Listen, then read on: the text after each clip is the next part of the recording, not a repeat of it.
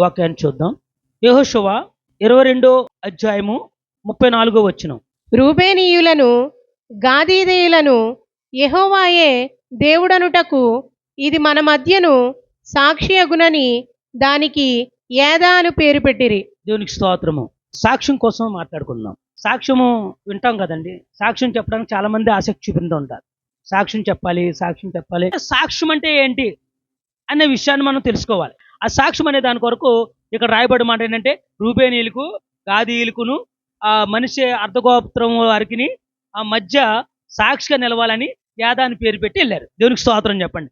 అయితే ప్రియమైన వారా, ఆ సాక్ష్యం కొరకు మనం తెలుసుకుందాం. ఇక్కడ జరిగిన గొడవ ఏంటి, వీళ్ళు ఆ విషయాన్ని ఎందుకు అక్కడ రాయించారు, ఈ సాక్షి గొడవ ఏంటి అనేది విషయం తెలియాలి. 22 అధ్యాయంలోనే రూబేనీయులను గాదీయులను మనష్షే అర్ధగోత్రపు వారును అక్కడ యోర్దాను దగ్గర ఒక బలిపీఠమును కట్టిరి.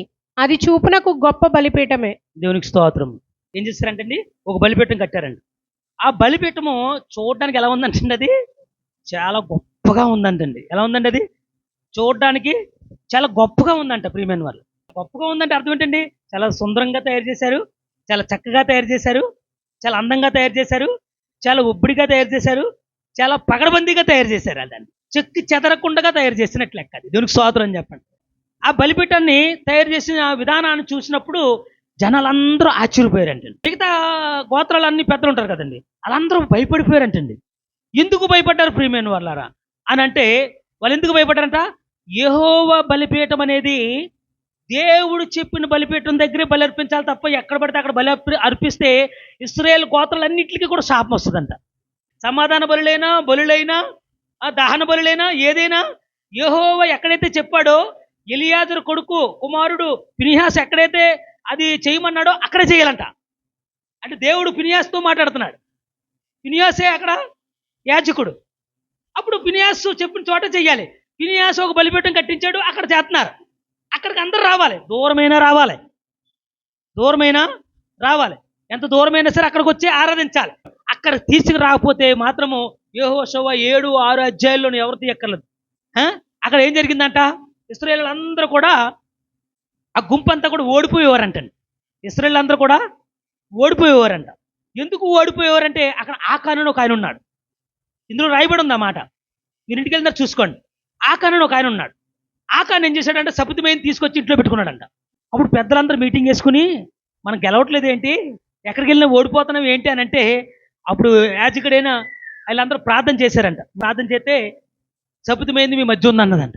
ఏమన్నాడా దేవుడు, సపుతిమైంది అంటే శాపగ్రస్తులు ఒకడు ఉన్నాడు, అతని దగ్గర శాపగ్రస్తమైంది ఉండిపోయింది, అందుచేతే మీరు ఎవరో ఎక్కడికి వెళ్ళినా గెలవట్లేదంటే, భయమేసి ఎవరో ముందుకు రండి అని చెప్తుంటే ఎవరో చెప్పట్లేదంట. అప్పుడు ఆకాను బయటకు వచ్చాడంట. ఆకాను బయటకు వచ్చినప్పుడు ఆకాను రాళ్ళతో పెట్టి చంపేశారు. తెలుసండి, రాళ్ళతో కొట్టి చంపేశారు. అప్పుడు ఎక్కడికి వెళ్ళిన విజయం వచ్చింది. దేవునికి స్తోత్రం అని చెప్పండి. సబితమైంది మన దాంట్లో ఉంచుకోకూడదంట. అందుకుని ఈ ఇశ్రాయేలు ప్రజలందరూ ఏం చేశారండి, భయపడ్డారు ఆ బలిపీఠం చూసి. అయ్యి బాబా, వాళ్ళ బలిపీఠం కడితే మాకు శాపం వచ్చేస్తుందేమని ఇశ్రాయేలు పెద్దలందరూ కలిసి ఏం చేశారండి, మీటింగ్ వేసుకుని వాళ్ళ దగ్గరికి వెళ్ళారంటండి.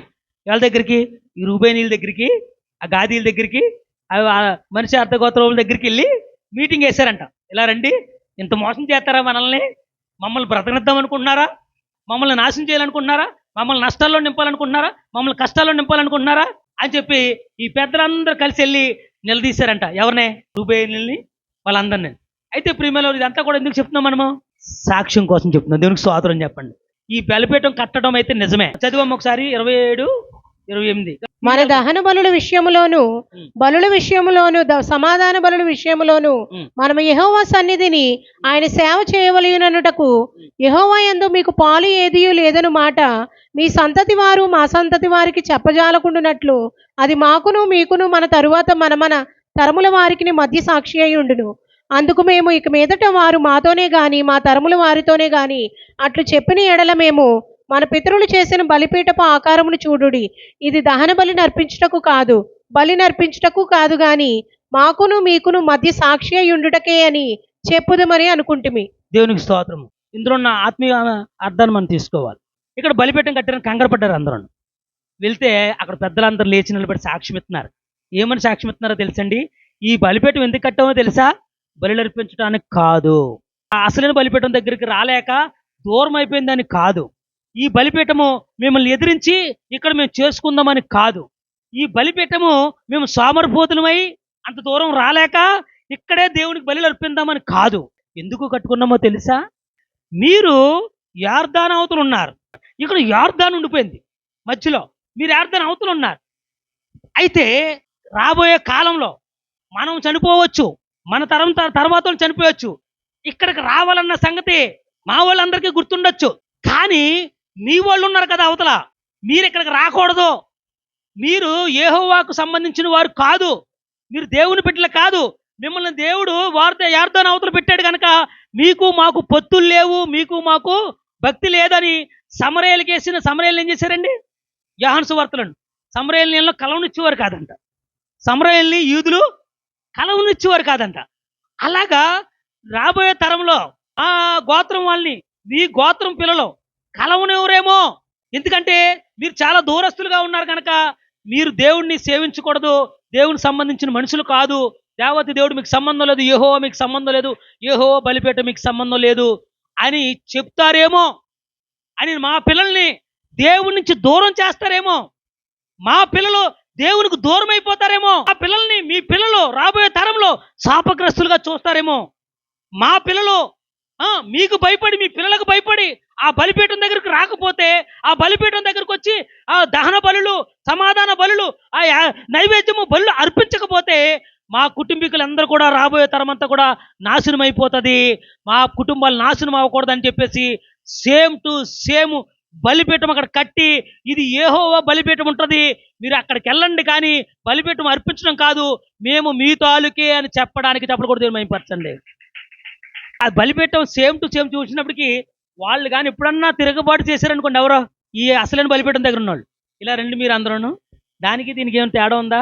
మా పితరులు ముందుగానే మాకు ఒక చిహ్నముగా నిలబెట్టారు. దేవునికి స్తోత్రం చెప్పండి.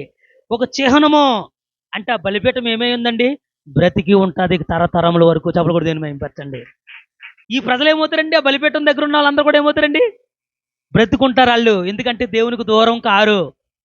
ఆ బలిపీఠం దేనికి గుర్తుకుందండి? బ్రతికుండే వారికి సాక్షిగా ఉంది. దేవునికి స్తోత్రం చెప్పండి. ఆ బలిపీఠం ఎవరికి ఉందండి? జీవం కలిగిన దేవునికి సాక్షిగా ఉంది, జీవం కలిగిన దేవుని బిడ్డలకు సాక్షిగా ఉంది. మేము కూడా జీవం కలిగిన దేవుని బిడ్డలమే అని చెప్పుకోవడానికి సాక్షిగా ఉండిన బలిపీఠం అది. బ్రతికించే దేవుని పిల్లలమని చెప్పడానికి అది సాక్షిగా ఉండిపోయిన బలిపీఠం అది. అంటే సాక్ష్యం ఏమై ఉంది? ఈరోజు ఏ రూపంలో ఉంది? బ్రతికి రూపంలో ఉంది. దేవునికి స్తోత్రం చెప్పండి. సాక్ష్యం అనేది బ్రతకాలి. సాక్ష్యం అంటే అర్థం ఏంటండి? బ్రతికి ఉండేదాన్ని సాక్ష్యం అంటారు. సాక్ష్యం చనిపోకూడదు. సాక్ష్యం చెప్పిన మనుషులు చనిపోతారేమో కానీ సాక్ష్యం ఉండిపోవాలి. సాక్ష్యం బ్రతికుండాలి. సాక్ష్యానికి అర్థం ఏంటండి? మన సాక్ష్యం ఎప్పుడు కూడా బ్రతికుండాలి. మన ప్రవర్తన, సత్య ప్రవర్తన అంతా కూడా ఎలా ఉండాలి? బ్రతికుండాలి. అది వాళ్ళు బ్రతికించడం కొరకు, మనుషులను బ్రతికించడం కొరకు, తరతరములు బ్రతికించడం కొరకు ఆ యొక్క బలిపీఠం కట్టి దానికి ఏదా అని పేరు పెట్టి సాక్షి అని పేరు పెట్టారు. దేవునికి స్తోత్రం చెప్పండి. సాక్ష్యం అంటే అర్థం ఏంటండి? బ్రతికి ఉన్నది. సాక్ష్యం ఎప్పుడు కూడా బ్రతికుండాలి. దేవునికి స్తోత్రం చెప్పండి. ఒకటి, మీరు యెహోవాకు విరోధముగా ఈ ద్రోహము చేయలేదు గనుక యెహోవా మన మధ్యనున్నాడని నేడు ఎరుగుదుము. దేవునికి స్తోత్రము. ఆ సాక్ష్యం మధ్యలో ఏముందండి? అందులో ఏముండాలి? దేవుడు ఉండాలండి. చెప్పలు కూడా దేవుని మహిమపడతాం. ఎందుకంటే ప్రియమైన వాళ్ళారా, ఆ సాక్ష్యంలో దేవుడు ఉండాలి. ఆ సాక్షి దేవుడై ఉండాలి. అప్పుడు జీవం కలిగిన దేవుడు ఆ సాక్ష్యానికి ఏమేస్తాడంట? పునరుద్ధానం వేస్తాడు. మళ్ళీని ఏమేస్తాడు? దానికి నిత్యము జీవించే, నిత్యము బ్రతికే, వెనకాల వచ్చేవారందరికీ కూడా ఆదర్శంగా ఉంటుంది. దేవునికి స్తోత్రం చెప్పండి. వెనకాల తరం వరకు కూడా ఈ యొక్క సాక్ష్యం ఏముంటుంది? బ్రతుకుండటం వలన, ఆ బ్రతుకున్న సాక్ష్యంలో దేవుడు ఉండటం వలన, దేవతి దేవుడు ఆ సాక్ష్యంలో నివసించడం వలన అది జీవం గల వృక్షం వలె అనేక మందికి బ్రతికినిచ్చే, అనేక మందికి జీవం ఇచ్చే, అనేక మందికి మార్గం చూపించే, అనేక మందిని రక్షించే ఆ సాక్ష్యంగా మిగిలిపోతుంటది. దేవునికి స్తోత్రం చెప్పండి. ఆ సాక్ష్యం ఎప్పుడూ పోదంట. ఎందుకంటే ఆ సాక్ష్యం బ్రతికుంటది. ఆ బ్రతుకున్న సాక్షిలో దేవుడు ఉంటాడు. చెప్పలు కూడా దేని మహిమపరచండి. బ్రతుకున్న సాక్షిలో దేవుడు ఉండాలి. బ్రతుకున్న సాక్ష్యంలో దేవుడు ఉండాలి. దేవుడు లేకుండా ఆ సాక్ష్యం ఏది కూడా ఈ లోకంలో వర్ధిల్లదో. దేవుడు ఉండాలి ఆ సాక్ష్యంలో. ఆ దేవుడు ఉంటే కనుక అది జీవవృక్షం వల్ల ఇప్పుడు కూడా నివసిస్తూ ఉంటుంది. అంటే 10 మందికి వెలుగునిస్తూ ఉంటుంది ఆ సాక్ష్యం. అపోస్తుల కార్యాలు 9 36. మరియు యొప్పేలో తబితా అను ఒక శిష్యురాలు ఉండెను. ఆమె సత్క్రియలను ధర్మకార్యములను బహుగా చేసి ఉండెను. ఆ దినములందు ఆమె కాయిలా పడి చనిపోగా వారు శవమును కడిగి మేడగదిలో పరుండబెట్టిరి. దేవునికి స్తోత్రం. తబిత అని ఒక శిష్యురాలు ఉందండి. ఆ యొక్క శిష్యురాలు చనిపోయిందంటండి. చనిపోయింది. ఆవిడని ఏం చేశారంటే కడిగేశారంట. ఏం చేశారండి? కడిగేసి రెడీగా పెడితే పాస్టర్ గారు వచ్చి ప్రార్థన చేసి పంపించేస్తారు. పాస్టర్ గారిని పిలిచారంట భూస్థాపించడం కోసం. ఆయన ఆమెను చూడడానికని వెళ్ళబోతుండగా అక్కడ ఆమె చనిపోయింది కదండి. కానీ ఆ ప్రాంతంలో బ్రతికుంది ఒకటి. ఏంటది? సాక్ష్యం బ్రతుకుంది. అప్పుడు కూడా నేను మేము పట్టింది సాక్ష్యం బ్రతుకుంది. ఆ బ్రతుకున్న సాక్ష్యం ఏం చేస్తుంది? అందులో జీవం ఉంది. ఆ బ్రతుకున్న సాక్ష్యంలో యేసుప్రభు ఉన్నాడు. ఎందుకంటే ఈవిడికి పేరు పెట్టారు, తబిత అనే ఒక శిశురాలు ఉండును అని అన్నారు. శిశురాలు అంటే ప్రభు ఒక శిశురాలు. చప్పుడు కూడా దేని మేము పచ్చండి. ఎందుకంటే నీ గురువులు ఎవరు లేరు భూమి మీద అని చెప్పాడు. ఏం చెప్పాడు యేసుప్రభు? మీకు భూమి మీద మీ గురువులు ఎవరు లేరు, గురువు నేనే. గురువు దేవుడే, శిశువులు మన అందరం కూడా. ఆవిడ శిశువురాలుగా ఎంచబడింది. ఆవిడ చేసిన కార్యాలు యేసు ప్రభుతో నివసిస్తున్నాయి. జబ్బులు కూడా నేను మేంపరచండి. ఆవిడ చేసిన కార్యాలు యేసు ప్రభుతో జీవిస్తున్నాయి. ఆ సాక్ష్యము యేసు ప్రభుతో ముడిపట్టి ఉంది. ఆమె సాక్ష్యము యేసు ప్రభుతో ముడిపట్టి ఉంది. ఆమె వాళ్ళకి అంగీలు కుట్టిన, ఆమె ధర్మకార్యాలు చేసిన, ధనమిచ్చిన, వారికి అనారోగ్యంగా ఉన్నప్పుడు పరిచర్య చేసిన, ఎవరికి ఉపకారం చేసినా, ఆ తబిత చేసిన ప్రతి ఒక్క ఉపకారంలోను, ప్రతి ఒక్క ధర్మకార్యంలోను, ప్రతి పనిలోను కూడా యేసు ప్రభువును వెంట పెట్టుకుని వెళ్ళిందంటే చప్పుడు కూడా దీన్ని మేంపరచండి. అప్పుడే ఆ సాక్ష్యం బ్రతుకుంటుంది. సాక్ష్యం బ్రతుకుండాలి. ఈరోజు మనం లేకపోయినా అక్కడ తబిత లేదు, కానీ సాక్ష్యం ఏమైంది? బ్రతుకుంది. అంచేత ప్రియమైన వాళ్ళరా, మనం బ్రతుకున్నా, మనం చనిపోయిన తర్వాత కూడా సాక్ష్యం ఏమై ఉండాలి? బ్రతుకుండాలంటే మనలో ఏమై ఉండాలి? జీవం ఉండాలి. జీవం కలిగి దేవుడు ఆ సాక్ష్యంలో ఉండాలి. ఈ తబిత చేసే ప్రతి పని కూడా దేవునితో ముడిపెట్టుకుని చేసింది అని అర్థం. డబ్బులు కూడా దేనిమై పరచండి. మనం చేసే ప్రతి పని కూడా దేవునితో ముడిపెట్టుకుని చేయాలా. దేవునితో ముడిపెట్టుకుని చేసిన ప్రతి ధర్మ కార్యము కూడా అది ఏంటంటే బ్రతుకుంటుందంట. మనం దేవునితో ముడిపట్టి ధర్మకార్యాలు చేయము. చాలా చోట్ల ధర్మకార్యాలు చాలా జరుగుతున్నాయి భూమి మీద, అవునా కదండి? ధర్మకార్యాలు చాలా జరుగుతున్నాయి కదండి. కానీ దేవునితో ముడిపెట్టుకుని వెళ్తున్నాయా లేదా చెప్పగలుగుతారు ఎవరన్నా? బాగా ఆలోచించండి. అంటే ఒక ఉదాహరణ మందే చెప్దాం. బెరకపేట నుంచి మనం ప్రతి సంవత్సరం ఏం పంచి పెడతామండి? రగ్గులు పంచి పెడతాం, అవునా? అది ఒక ఆడకి ధర్మకార్యం కాకపోయినా మనం ఏదో సహకారిగా ఇస్తాం. కానీ మామూలుగా చెప్తున్నాను, అది పంచిపెట్టేది, సహకరించేది. నేను మొట్టమొదటిగా చీరలు పంచిపెట్టడం మొదలుపెట్టాను. అంటే ఫస్ట్ స్టార్టింగ్ చేసింది చీరల, తర్వాతనే చీరలు పోలేదు. అయితే ఆ చీరలు పంచిపెట్టేటప్పుడు కొంటకి వెళ్ళాం మేము. జీవం ఉండాలి అంటే దేవుడు ఉండాలి. దేవుడు ఉంటే జీవం ఉంటాడు. చీరలు కొంటానికని మేము వెళ్తేనే, మీకు చీరలు ఎందుకండి అని అడిగాడు. ఎందుకైతే ఏంటండి అని అన్నాను. అబ్బాబే మీకు పంపకానికోతో చీరలు ఉంటాయండి అన్నాడు. పేపర్ చీరలు ఒక్కసారి ముంచి తేలితే ఆమె రంగు తీరుతుంది. ఆ తర్వాత ఇంకోసారి ముంచి మూడోసారి కట్టడానికి చీర ఉండదు. అవి పొయ్యి మీద ఉన్న అవి దించుకోవడానికి తప్ప చీర ఉండదు. దాన్ని కీడి చీరగా వాడేవారు కొంతమంది. మీకు అర్థమైందా? అది ఇచ్చేస్తారంటే అలా కీడి చీర. మీకు పంపకానికి ఒక చీర ఉంటుందంట. చీరలో మా ఖరీదుకు తగ్గట్టుగా, మా స్థామత తగ్గట్టుగా మేము ఇస్తామండి, మంచి చీరలే చూపించండి. గుర్తుపెట్టేసుకున్నారు కదా అందరూ. అయ్యే కనుక నీటిలో తీసుకెళ్ళి ఊడిపోతున్నాయి అనుకోండి, గుర్తుపెట్టుకుంటా. నువ్వు సరే అమ్మ మీ పాస్టర్ గారు, ఆయన అలాగే వెళ్ళాడు ఊడిపోయి. ఇప్పటికీ కూడా వాడుతున్నారు. మనకి జీవం కలిగిన దేవుడు ఉండాలి అందులో. బట్ట బతుకుంటుంది, మనము బతుకుంటాం, సాక్ష్యం బతుకుంటుంది, మన మాట బతుకుంటుంది. దేవుడికి స్తోత్రం చెప్పండి. బ్రతుకుండాలి, పెట్టే మనసు ఉండాలని చెప్తాను నేను. పెట్టే మనసు ఉన్నప్పుడు ఉన్న దాంట్లో తక్కువ మంది కట్టు పర్వాలేదు, అందులో దేవుడు ఉండాలి, అప్పుడు బతుకుంటుంది, అవునే కదా? సాక్ష్యంలో ఏమున్నది ఇప్పుడు? తప్పితే సాక్ష్యంలో ఏముందండి? జీవం ఉందే. తప్పితే అక్కడ ఉందండి ఏమైందండి? తప్పితే చనిపోయి ఉంది.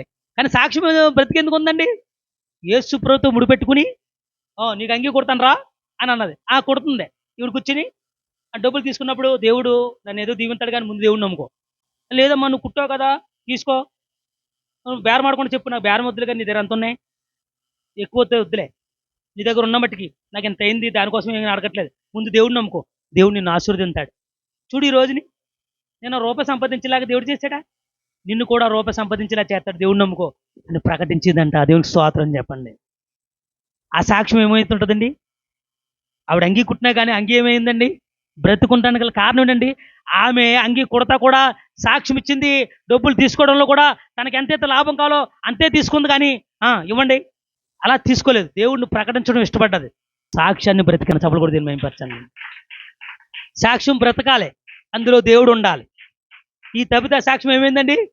బ్రతికి ఉండడానికి గల కారణం ఏంటంటే తబిత చేసే ప్రతి ధర్మ కార్యంలోనూ దేవుడు ఉన్నాడంట. తబిత చనిపోయినా కానీ ఏముందంట? సాక్ష్యం ఉంది. ఆ సాక్ష్యం దేంతో ముడిపడి ఉందండి? దేవునితో ముడిపడి ఉంది. ఆ సాక్ష్యం చెప్పే మనము, ఆ ధర్మకార్యం చేసే మనము దేవునితో కలిసి ధర్మకార్యం చేయాలి. దేవుడు ఎప్పుడు కూడా సమృద్ధికి ఇచ్చే దేవుడు, మంచి ఫలాలు ఇచ్చే దేవుడు అని రాయబడి ఉంటుంది. మీరు మంచి అడిగితే నేను చెడ్డ ఇస్తాను, ఇంకా శ్రేష్టమైన ఇస్తానంటాడు. అంటే దేవుడిచ్చే సహాయం ఎలా ఉంటుంది? దేవుడు చేసే సహాయం ఎలా ఉంటుంది? అవతల వారికి ఉపకారంగా ఉంటుంది, అవతల వారికి మేలు చేసేది. అటువంటి ఉపకారాలు చేయాలి మనం, అటువంటి ధర్మకార్యాలు చేయాలి, ఇతరులకు ఉపయోగపడే ధర్మకార్యాలు చేయాలి, ఇతరులను బ్రతికించే ధర్మకార్యాలు చేయాలి, ఇతరులను బలపరిచే ధర్మకార్యాలు మనం చేయగలిగితే అదే దేవుడు యేసు ప్రభు చేయించే ధర్మకార్యము. దేవుడు ఇచ్చేది ఏది కూడా సమృద్ధికి ఇస్తాడు, మనం ఇచ్చేది కూడా సమృద్ధికి ఇవ్వాలి. ఎవరైనా చక్కగా అన్నిటికి అన్ని కలిసి ఇవ్వాలి. అన్నం ముందు పట్టుకెళ్ళంటే కుదరదు. అన్నము కూర పెడితే పెట్టు, లేదంటే ఊరుకో, ఆవిడే ప్రార్థన చేసుకుంటుంది. లేదా ప్రార్థన నేర్పించు, దేవుణ్ణి అడుగని నేర్పించు, అది కూడా ధర్మకార్యమే. దేవుని పరిచయం చేయడం కూడా ధర్మకార్యమే, దేవుని ప్రకటించడం కూడా ధర్మకార్యమే, దేవుని నడిపించడం కూడా ధర్మకార్యమే. ఎందుకంటే వారిని ఉన్న స్థితిలో నడిపించేది దేవుడు ఒక్కడే కనుక ఆ దేవుని పరిచయం చేయడం కూడా వాళ్ళకి ధర్మకార్యం చేసినట్టు. దేవునికి స్తోత్రం. బేదలు ఎవరండి? వాక్యం తెలియని వారు. బేదలు ఎవరండి? వాక్యం తెలియను. వాక్యాన్ని ప్రకటించు, వాక్యం ద్వారా వాళ్ళని బలపచ్చు, దేవునితో తిరపచ్చు, అప్పుడు మన ఆశీర్వదింపడతాం. దేవునికి స్తోత్రం చెప్పండి. సాక్ష్యం బ్రతుకుంటుంది. అప్పుడు ఆవిడే నాకు నేర్పించింది, ఆవిడే నన్ను చర్చికి తీసుకెళ్ళింది, ఆవిడ వల్ల నేను ఇక్కడికి వచ్చాను, ఆవిడ వల్ల దేవుని తెలుసుకున్నాను అనే సాక్ష్యాలు మనం ఎన్నిసార్లు వినట్లేదండి? దేవుని పరిచయం చేసే సాక్ష్యాలు ఇంకా బ్రతుకున్నాయి, మనుషులు ఇంకా లేరు ఇక్కడ. దేవుని స్తోత్రం అని చెప్పండి. మా నాన్న మా దేవుని పరిచయం చేశారు, మాకు పరిచయం లేదు. మా నాన్న మాకు పరిచయం చేయడం వల్ల, మా అమ్మ పరిచయం చేయడం వల్ల మేము నెమ్మదిగా వద్దామా మాందాం అనుకున్నాం. కానీ వాళ్ళు చనిపోయిన తర్వాత ఈరోజు దేవుళ్ళు బహుగా ఎదుగుతున్నాం. చప్పుడు కూడా దేవుని మహిమపరచండి. అంటే వారు చనిపోయినా వారు నేర్పించిన దేవుడి కొరకు చెప్పిన సాక్ష్యము వారిలో మిగిలిపోయింది. దేవుడు గొప్పవాడని తెలుసుకోగలిగారు. దేవునికి స్తోత్రం చెప్పండి. యోహాను సువార్త 6వ అధ్యాయము 56 కూడా ఉంది కదమ్మా. నా శరీరము తిని నా రక్తము త్రాగువాడు నా యందును నేను వాని యందును నిలిచియుందుము. దేవునికి స్తోత్రము. ఆయన మనలో బ్రతుకుండే సాక్ష్యం అది. ఆయన మనలో నివసించాలంట. ఆయన మాటలు ఎలా ఉన్నాయండి? జీవంగా ఉన్నాయి కనుక ఆ జీవం కలిగింది మనకి ఇక్కడ ఇచ్చెళ్ళాడు. ఏంటది? రొట్టె ద్రాక్షారసం. దీన్ని మనం భుజింతున్నాం. మనం ఈరోజు భుజింతున్న మనము ఆయనకి సాక్షులుగా ఉండాలంటే చప్పుడు కూడా దేని మహిమపరచండి. ఎందుకు ఈ మాట చెప్పానంటే ప్రియమైన వాళ్ళ, దీనికి ఎందుకు లింక్ ఎట్టానంటే తబిత చనిపోయింది. తబిత ఎవరు శిష్యురాలు అనిపించుకుంటుంది? అక్కడ దేవుని శిష్యురాలుగా అనిపించుకుంది. అయితే దేవుని శిష్యురాలు సాక్ష్యం ఏమై ఉంది? బ్రతికుంది. ప్రియమైన వాళ్ళ, యేసు ప్రభు శిష్యుల యొక్క సాక్ష్యాలు బ్రతుకున్నాయండి. దేవునికి స్తోత్రం చెప్పండి. దేవుని యొక్క శిష్యుల యొక్క సాక్ష్యాలు బ్రతుకున్నాయి. ఈ రోజు రొట్టె ద్రాక్షారసం తీసుకుంటున్న మనము, ఆ రొట్టె ద్రాక్షారసాన్ని ఎవరైతే తీసుకుంటారో వాని యందు నేనును నా యందు వాడును నివసించును కనుక ఆ సాక్ష్యం ఏమేమి ఉంటుందంట? బ్రతుకుంటుందంట. చప్పుడు కూడా దేని మేంపరచండి. అప్పుడు దేవుడే యేసుక్రీస్తే మనలో నివసించినప్పుడు మనము నడిచే ప్రతి నడక కూడా ఏమైపోయి ఉంటుందండి? అది బ్రతుకుండిపోద్దండి. దేవునికి స్తోత్రం చెప్పండి. సాక్ష్యంగా ఉండిపోద్ది. సత్క్రియలు కలిగి నడిపించేవాడే యేసుక్రీస్తు. సత్క్రియలతో నడిపించగలిగిన వాడే యేసుక్రీస్తు. ఒక ఆత్మ సత్క్రియలతో నేను బలపరిచేదే పరిశుద్ధాత్మ. ఆ పరిశుద్ధాత్మ ఈ రొట్టె ద్రాక్షరసం వలన నీలో నివసిస్తుందంట. తప్పుడు కూడా దేని మహిమపరచండి. అప్పుడు నువ్వు దేవుని శిష్యురాలిగాను దేవుడి శిష్యుడిగా ఎంచబడి నీ సాక్ష్యం భూమి మీద బ్రతుకుంటారు. ప్రియమైన వారా, బ్రతికుండాలి సాక్ష్యము. సాక్ష్యం అనేది ఏముండాలండి? బ్రతుకుండాలి. ఈ రోజు నీ సాక్ష్యం నా సాక్ష్యము బ్రతుకుండాలంటే మనం ఏం చేయాలండి? ఆయన మనం సంపాదించుకోగలగాలి, ఆయన ఆత్మను మనం సంపాదించుకోగలగాలి, ఆయన వాక్యంతో మనం ముడిపడి ఉండాలి, ఆయన వాక్యంతో నడిపింపడాలి. ఆయన వాక్యము కలిగి మనం జీవించినట్లయితే సత్క్రియలు కలవారమే. ఆ సత్క్రియలు నడిపించేది ఏదండి? దేవుని ఆత్మ, క్రీస్తు యొక్క ఆత్మ నేను సత్క్రియలు నడిపించగలుగుతుంది. సర్వసత్యులు నడిపించేది పరిశుద్ధాత్మ అభిషేకము. సర్వసత్యులను నడిపించాలంటే పరిశుద్ధాత్మ నీలోను నాలో నివసిస్తే కనుక సర్వసత్యులను నడిపింపడతావు. దేవునికి స్తోత్రం చెప్పండి. నువ్వు సర్వసత్యులను నడిపింపడాలంటే పరిశుద్ధాత్మ నీలో నివసించాలి. పరిశుద్ధాత్మ నీలో నివసించాలంటే ప్రభు ఒక రొట్టె ద్రాక్షరసము పరిపూర్ణులుగా మనం తీసుకోగలగాలి. దేవునికి స్తోత్రం చెప్పండి. అప్పుడు నీ సాక్ష్యము నా సాక్ష్యము ఈ భూమి మీద మనం ఉన్నా లేకపోయినా బ్రతుకుంటుంది. ప్రియమైన వాళ్ళ బ్రతుకుంటుంది. దేవుడి మాటలు దీవించిన గాక.